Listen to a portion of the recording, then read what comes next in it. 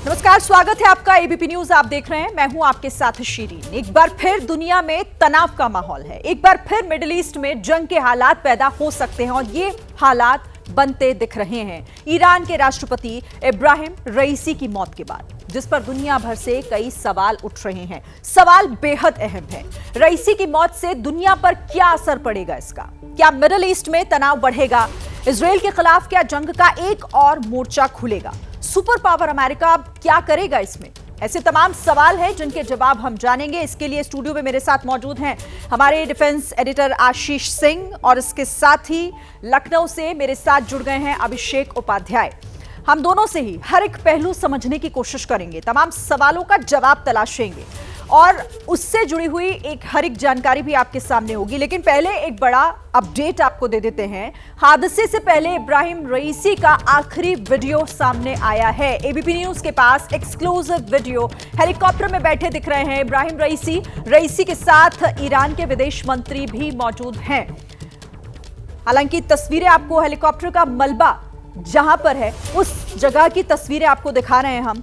ये सर्कल के अंदर उस हेलीकॉप्टर का मलबा जिसमें रईसी सवार थे और वो हादसे का शिकार हुआ। बिल्कुल श्रीन, और ये तस्वीरें साफ जाहिर करती हैं कि क्रैश अगर हार्ड लैंड भी होगा, लेकिन पहाड़ की चोटी आप देखिए, जिसे एक जो एंगल आप देखने की कोशिश करें तो ये लगभग 60 से 70 एंगल पर ये पहाड़ का डिक्लाइन है, ये इसकी ढलान है। और ऐसे में अगर हेलीकॉप्टर किसी तरह सॉफ्ट लैंडिंग या फिर हार्ड लैंडिंग भी करे, लेकिन उसके बावजूद हेलीकॉप्टर रोल ओवर करके नीचे गिरेगा। और एग्जैक्टली यही यहां पर दिखाई दे रहा है। इस पहाड़ के इस पूरे एरिया को आप देखिए और जो एंगल है आप समझने की कोशिश कीजिए कि यहां पर लगभग 60 से 70 डिग्री का जो एंगल है।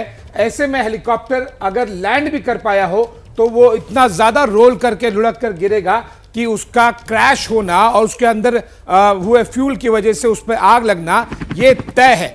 अगला ग्राफिक्स हमने बताया है और आपको दिखाएंगे और समझाएंगे कि किस तरह से पूरा एक सीक्वेंस जो हेलीकॉप्टर क्रैश का हुआ है वो इस एनिमेशन के जरिए आपको दिखाई देगा।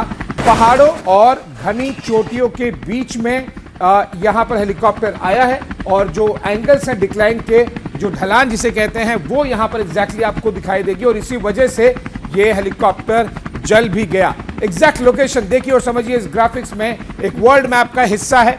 यहां पर है अजरबैजान, यहां पर है ईरान। जो डार्क रेड आपको दिखाई दे रहा है ये है ईरान और तब्रेज, ये एग्जैक्ट लोकेशन है जहां से लगभग 45 से 50 किलोमीटर दूर एग्जैक्ट जो क्रैश साइट है वो है।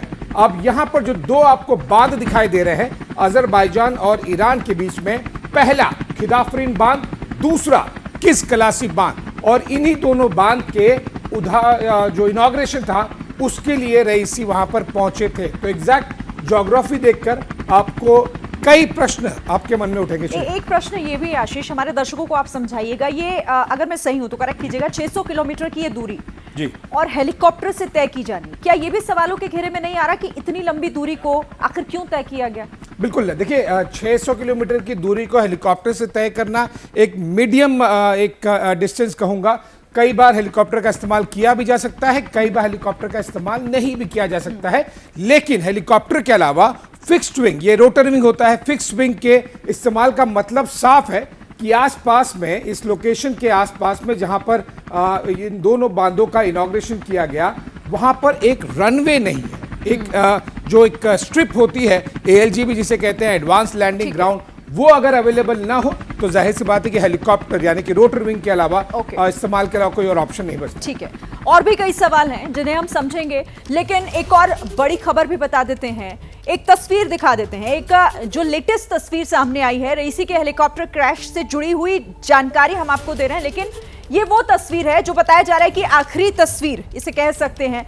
आशीष, इसमें हालांकि उससे पहले की तस्वीरें हैं जब उड़ान के लिए तैयार हुए थे। ये एग्जैक्ट प्री डिपार्चर वीडियो जिसे कहते हैं, ये एग्जैक्ट वो लोकेशन है जहां पर इनॉग्रेशन किया गया 2 डैम्स का।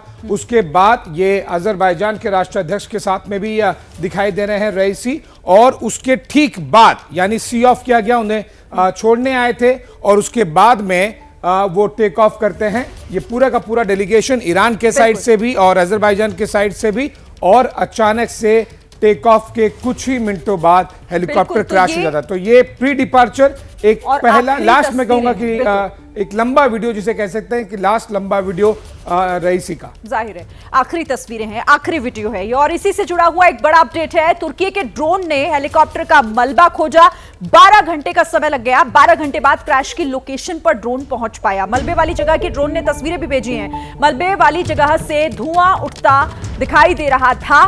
तो 12 घंटे के बाद क्रैश की लोकेशन पर यह ड्रोन पहुंच पाया और उसके बाद इसकी जानकारी तुर्की के ड्रोन के जरिए हासिल हुई है, क्योंकि मलबा ढूंढना बड़ी चुनौती थी। जिस तरीके से आपने तस्वीरें देखी, वहां पहाड़ और जितना घना जंगल दिखाई दे रहा था, ऐसे में यह एक बड़ी चुनौती जरूर थी। लेकिन 12 घंटे के बाद क्रैश की लोकेशन पर पहुंचा यह ड्रोन और मलबे वाली जगह को लोकेट किया जा सका। मलबे वाली जगह से धुआं उठ रहा था। बड़ी खबर, बड़ी जानकारी है, लेकिन सवाल अभी भी कई बने हुए हैं। 3 हेलीकॉप्टर उड़ान भरते हैं, लेकिन वही हेलीकॉप्टर क्रैश होता है जिसमें रईसी मौजूद थे।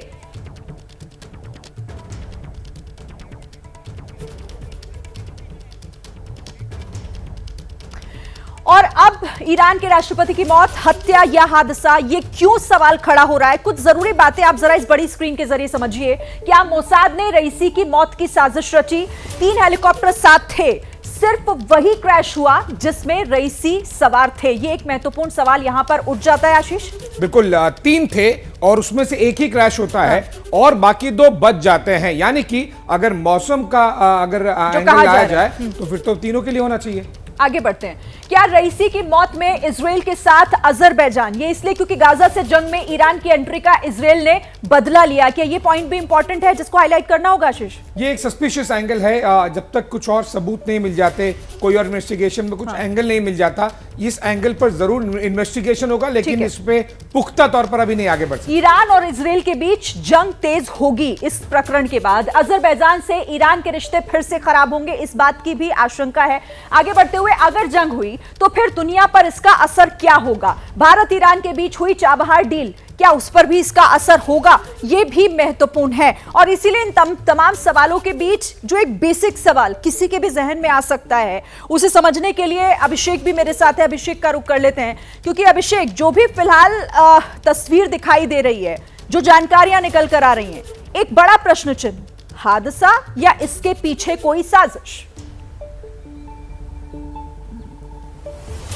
शरीन, कई सारे सवाल हैं। और देखिए, ये जो जगह है जहां पर ये हादसा हुआ है, इससे करीब 500 किलोमीटर की दूरी पर ही काराबाग का इलाका है, जहां पर आर्मीनिया अजरबैजान का युद्ध लड़ा गया था। और मैं 2020 में वहां पर था, वो पूरा वार जोन मैंने कवर किया हुआ है। उसके नजदीक का ही इलाका, ये करीब 450 किलोमीटर की दूरी है जहां पर ये वार चल रहा था। तो अब ये यहाँ पर जो सेंसिटिविटी कई लिहाज से है, इजराइल के लिहाज से जिसका आप और आशीष जिक्र कर रहे थे, आर्मीनिया के लिहाज से भी है, चूंकि ये हुआ है अजरबैजान की सीमा में। और आर्मीनिया अजरबैजान के रिश्ते क्या हैं वो जग जाहिर है, दुनिया उसको जान रही है। वो एक बहुत ही सेंसिटिव पॉइंट है। एक बड़ी बात ये भी है कि इब्राहिम रईसी का अपना जो पर्सोना था, उस पर भी ध्यान देने की जरूरत है। उनको ये उनके बारे में उनके विरोधी कहते थे कि वो तेहरान का बूचर, यानी कि तेहरान का कसाई कहा जाता था। हाँ। जो इसके पहले डेथ कमीशन वहां पर बाकायदा बनाया गया था, बड़ी संख्या में फांसियां दी गई थी। तो अपना भी बड़ा ही कंट्रोवर्शियल एक शख्सियत थे इब्राहिम रईसी। तो कुल मिलाकर के कई सारे एंगल इसमें भी है। आर्मीनिया अजरबैजान वार का भी है, ईरान इजराइल के बीच की लड़ाई का भी, और पश्चिम का भी एक एंगल है, क्योंकि अमेरिका में भी बाकायदा जश्न मनाया जा रहा है। अमेरिका के कई सारे अलग अलग ग्रुप हैं, तनाव किस दिशा में और कैसे आगे बढ़ेगा, कौन कौन प्रभावित होंगे, ये महत्वपूर्ण है। आप दोनों मेरे साथ रहिए। एक और बड़ा अपडेट हम बता देते हैं। देखिए, रईस की मौत पर हिजबुल्लाह भी भड़का है। इजराइल को हिजबुल्लाह की खुली धमकी, इजराइल का हाथ हुआ तो अंजाम बुरा होगा। लेबनान का खतरनाक आतंकी संगठन है हिजबुल्लाह, जिसकी तरफ से यह धमकी दी गई है और कहा गया है कि अगर इस पूरे जो कुछ भी हुआ है उसमें इजराइल का हाथ निकला, ऐसा हुआ तो फिर अंजाम बुरा होगा। प्रश्न उठ रहा है इस समय और काफ़ी दिन तक उठता रहेगा कि ये जो एक्सीडेंट हुआ है ये नेचुरल कॉज है, जिस भी कारण या किसी साजिश खास करके इजराइल द्वारा करी गई है। इजराइल इस तरह की हादसे करने में माहिर है और ईरान के अंदर तो खासकर इजराइल ने कई उनके न्यूक्लियर साइंटिस्ट इंजीनियर्स को मारा है, टारगेटेड किलिंग करी है। तो हिजबुल्लाह की सीधे सीधे धमकी, मतलब आशीष ये उस प्रश्न को बल मिलता है कि अब हालात आगे किसी भी तरीके से बिगड़ सकते हैं, बदल सकते हैं। देखिए एक बहुत ही संवेदनशील समय चल रहा है विश्व के लिए, और विशेष तौर पर ये कई देशों को एक साथ में इस युद्ध की चपेट में खींच सकता है। अगर किसी तरह का सबूत या किसी तरह का जो संशय है अगर वो बढ़ा तो फिर ये कई देशों को एक साथ में चपेटे में लेगा, और हिजबुल्लाह उसमें से अपना एक एंगल जरूर देखने की कोशिश कर रहा है। देखिए एक डिफॉल्ट सी बात होती है कि ईरान के किसी एक बड़े लीडर को अगर इस तरह से सस्पिशियस तरीके से एक सर्कमस्टेंसेस में इस तरह के अगर मौत हो जाए तो जाहिर सी बात है कि अमेरिका हो या फिर इजराइल हो, इन दोनों देशों पर जो कई उनके दुश्मन देश हैं वो सवाल उठाने के लिए एक मौका सा मिलता है, और यही चीज यहां पर लेबनान भी करने की कोशिश कर रहा है। लेकिन मैं आपको जरूर ये बात ध्यान दिला दूं कि जिस तरह से ये एरिया इजराइल और मिडिल ईस्ट का एरिया जो इस तरह से बारूद पर बैठा हुआ है ना, इस तरह की चिंगारी एक बहुत बड़े आग में बहुत जल्द बदल सकती है। ऐसे में यह भी जरूर देखना होगा कि इस पूरे सीक्वेंस को लेके, इस पूरे इंसिडेंट को लेकर अमेरिका किस तरह से अपना रिएक्शन देता है।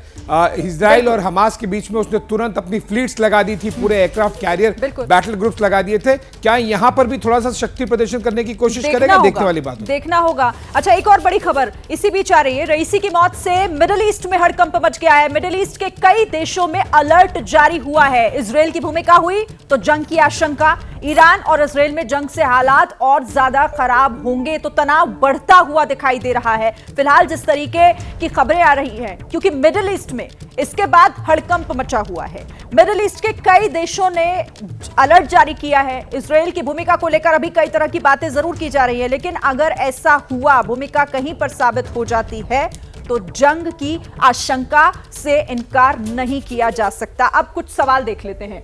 हादसा या हत्या, कहां क्रैश हुआ हेलीकॉप्टर? पूर्वी अजरबैजान प्रांत की राजधानी तबरेज के पास, तबरेज से 50 किलोमीटर दूर हेलीकॉप्टर की हार्ड लैंडिंग हुई, जिसे कहा जा रहा है कि मौसम खराब। हादसे की क्या वजह? खराब मौसम की वजह से विजिबिलिटी काफी कम थी, ये फिलहाल बताया जा रहा है। अभी इसे लेकर हालांकि और चीजें साफ होना बाकी हैं। कहां गए थे इब्राहिम रईसी? अजरबैजान में एक उद्घाटन कार्यक्रम में शामिल होने। क्रिस कलासी और खुदाफरीन बांध का उद्घाटन किया था उन्होंने। उद्घाटन के दौरान अजरबैजान के राष्ट्राध्यक्ष भी वहां साथ थे।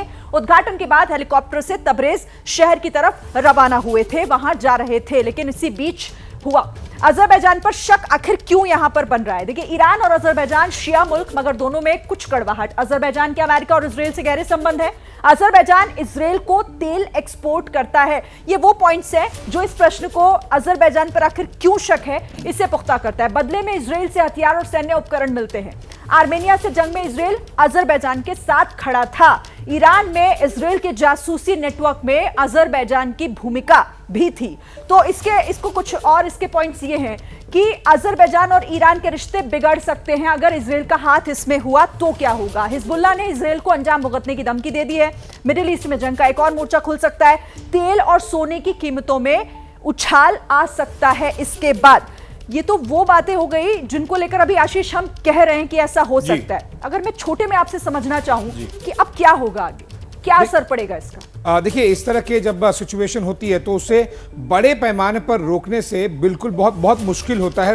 उसे बड़े पैमाने पर ले जाते हुए कोई रोक दे कोई बड़ी ताकत। देखिए, चाहे रशिया यूक्रेन वॉर हो, वो बड़े पैमाने पे मतलब ज्यादा से ज्यादा नेटो का एक पैसिव इन्वॉल्वमेंट होगा, एक डायरेक्ट इन्वॉल्वमेंट नहीं होगा, पैसिव होगा। इजराइल और हमास के बीच में होने में क्या होगा, यही दो देश रहेंगे, थोड़ा बहुत जॉर्डन या हिजबुल्लाह टाइप या ईरान टाइप उसमें इन्वॉल्व होंगे। लेकिन जब ऐसे आर्मेनिया, साथ ही साथ अजरबैजान, साथ ही साथ ईरान और फिर उसमें इजराइल और अमेरिका वाला एंगल अगर जुड़ जाए, तब फिर आप ये मान के चलिए कि लगभग आधी दुनिया युद्ध के घेरे में होगी। और ऐसे में चाहे सोना हो या चांदी, तेल हो या फिर गैस या फिर अन्न हो, ये सब कुछ के दाम बढ़ने तय माने जाते हैं। वो इसलिए क्योंकि एक दो देश नहीं, जो मैंने दो एग्जांपल शुरुआत में दिए ना, एक दो देश नहीं, एक रीजन नहीं, कई देशों को इसमें इस आग की इस युद्ध की आग में उसे आंच झेलना पड़ेगा। और इसीलिए इसके कई दूरगामी और बहुत बड़े परिणाम होते हैं, और वो मल्टी सेक्टर में होंगे। वो कृषि क्षेत्र में होंगे, वो आयात निर्यात में होंगे, वो तेल में होगा, वो गैस में होगा, वो सोने में होगा, वो चांदी में होगा, वो बाकायदा पूरे जो सप्लाई चेन है विश्व की, उसे डिसरप्ट करेगा। बिल्कुल, ये आशंकाएं हैं कि ऐसा हो सकता है, लेकिन सवाल ये कि क्या ऐसा हुआ है। अभिषेक, जो कहा जा रहा है, जिसको लेकर अभी हालांकि आशंकाएं हैं और उस पर धमकियां भी मिल रही हैं, क्या अजरबैजान इजराइल के साथ मिलकर ऐसा कर सकता है? ऐसी संभावनाएं बनती हुई दिख रही हैं क्या?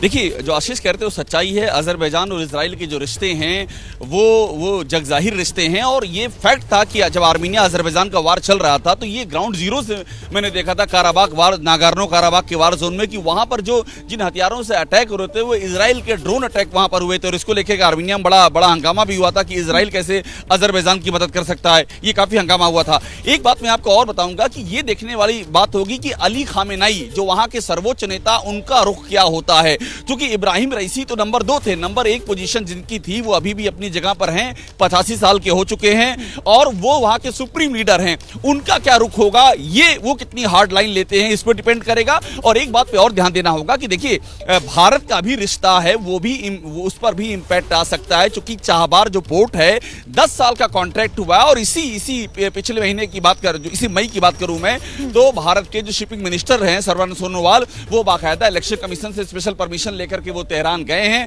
चाबार पोर्ट पे 10 साल का कॉन्ट्रैक्ट साइन हुआ है भारत और ईरान के बीच में, और भारत के लिए प्रोजेक्ट बहुत महत्वपूर्ण हो जाता है, जो ग्लोबल भारत का जो आउटलुक है और जिस तरह से भारत से का निर्यात सेक्टर है, तो भारत पर भी इसका एक बड़ा असर हो सकता है। इसलिए हम भी इससे अछूते नहीं रहेंगे, हमारी भी कंसर्न वहां पर शामिल हैं। बिल्कुल, तो जिस तरीके से आप बता रहे हैं और आशीष ने भी जिस तरह से एक्सप्लेन किया, संभावनाएं हैं कि तनाव आगे बढ़ सकता है अगर ये भूमिकाएं जो अभी सस्पिशियस दिखाई दे रही हैं वो साबित हो जाती हैं तो। और रईसी की मौत पर इजराइल की पहली प्रतिक्रिया सामने आ गई है। क्रैश लैंडिंग से इजराइल ने दूरी बना ली है। यरूशलेम पोस्ट ने खराब मौसम को इसके लिए जिम्मेदार बताया। ईरान इजराइल में टेंशन बढ़ने की संभावना बनी हुई है। और एक और बड़ी खबर इसी से जुड़ी हुई, राष्ट्रपति रईसी की मौत से सदमे में है ईरान। ईरान के न्यूक्लियर प्रोग्राम को झटका लगा है, एटमी पावर बनने की हसरत को भी झटका है। रईसी ईरान को न्यूक्लियर पावर बनाने में लगे थे। दुनिया के कई मुल्क इससे बेहद खफा थे। और साथ ही आपको यह भी जानकारी दे दें कि कल से ईरान में राष्ट्रपति चुनने की प्रक्रिया शुरू होगी। ईरानी संसद में कल हाउस ऑफ द नेशन का सेशन होगा। मोहम्मद मुखबर को अंतरिम राष्ट्रपति बनाया गया है। ईरान के उपराष्ट्रपति मोहम्मद मुखबर बघेरी कानी होंगे कार्यवाहक विदेश मंत्री। तो इस बड़ी खबर पर हमारी नजर लगातार बनी हुई है।